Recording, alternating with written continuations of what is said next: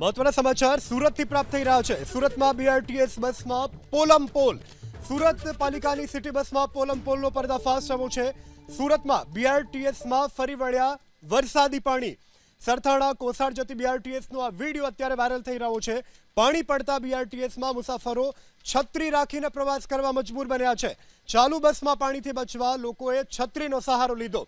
આ smart city સુરતના દ્રશ્યો આપની ટીવી સ્ક્રીન ઉપર આપ જોઈ રહ્યા છો કે જ્યાં બીઆરટીએસમાં જે પ્રશાસનના દાવાઓ છે તેની પોલમપોલ છતી થઈ છે।